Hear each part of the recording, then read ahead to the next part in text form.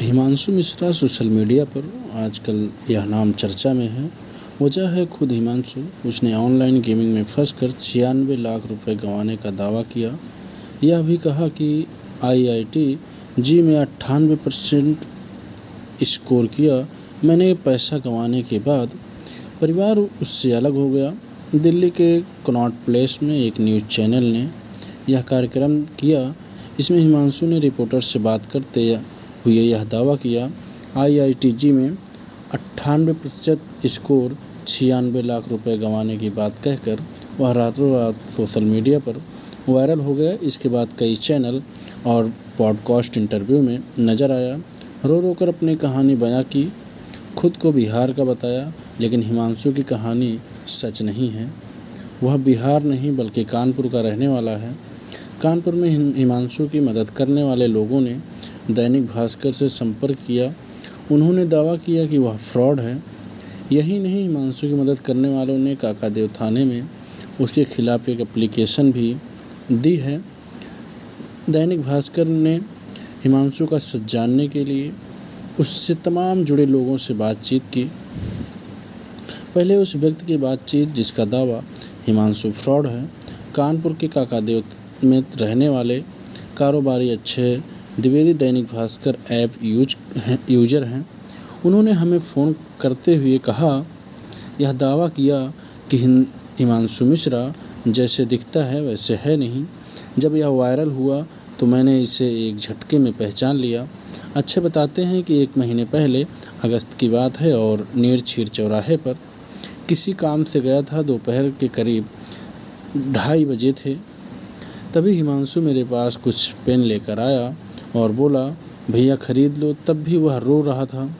एक लड़के को ऐसे रोते देख मैंने उसकी जानकारी जुटाई।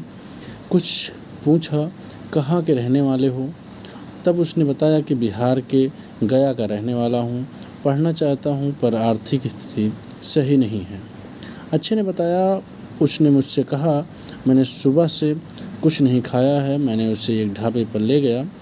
यहाँ उसे खाना खिलाया और वहीं उसके रहने का प्रबंध भी कर दिया। मैंने उससे यह भी कहा कि तुम पढ़ना चाहते हो तो तुम्हारी मदद करूँगा। लेकिन कुछ दिन बाद वो वहाँ से चला जाता है। हिमांशु झूठा है, कानपुर के गुजैनी का रहने वाला है। अच्छे ने काकादेव श्री बालाजी भोजनालय ढाबे में हिमांशु को रोका था। इसके संचालक पंकज यादव हैं। पंकज ने हमें बताया, हिमांशु हमारे आसपास।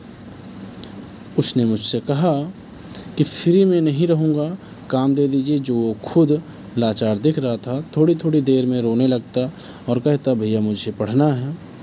उसे देखकर ऐसा लगा कि सच में उसके अंदर पढ़ने की जिज्ञासा है।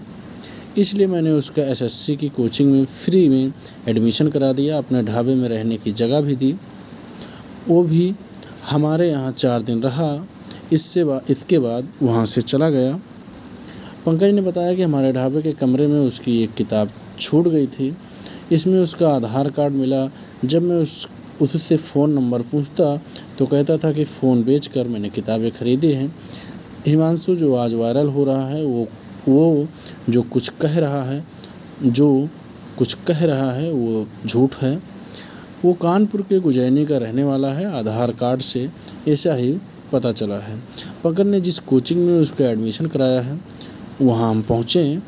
कोचिंग संचालक बोले 2 दिन पढ़ने आया लेकिन गायब हो गया।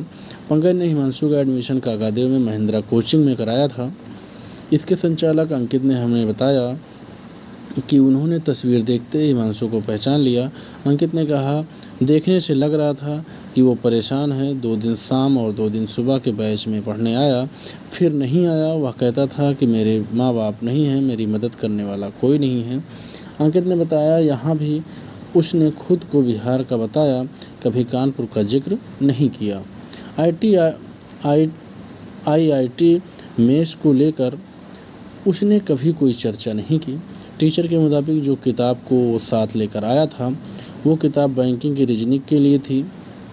आज वो जितने भी दावे कर रहा है वो सभी दावे उसके झूठे हैं।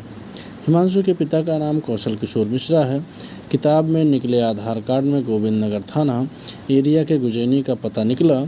इसका मकान नंबर I ब्लॉक 203 था। हम इस पते पर पहुँचे। इस मकान में एक सिंधी परिवार रह रहा है। उन्होंने ऑन कैमरा कुछ भी बोलने से मना कर दिया, लेकिन बताया कि वो लोग 3 साल पहले ही यहाँ शिफ्ट हुए हैं। यह मकान उन्होंने दुर्गेश चौहान से खरीदा था। दुर्गेश का मकान भी पास में ही है। उनसे मिली जानकारी के बाद हमने दुर्गेश चौहान से संपर्क किया। दुर्गेश बताते हैं, यह मकान 3 साल पहले कौशल किशोर मिश्रा से 8 लाख रुपए में ख़रीदा था। कौशल किशोर अपनी फैमिली के साथ कानपुर देहात के अकबरपुर में शिफ्ट हो गए। वहाँ उन्होंने एक नया मकान बनवाया है। दुर्गेश ने बताया कि कौशल किशोर के 2 बेटे हैं। एक का नाम ईशु है और दूसरे का नाम हिमांशु है। ईशु शादीशुदा है और उसकी पत्नी सरकारी नौकरी में है। ईशु भी कहीं अच्छी जॉब करता है। उसका फ़ोन नंबर मेरे पास है। हिमांशु की लत की वजह से हमने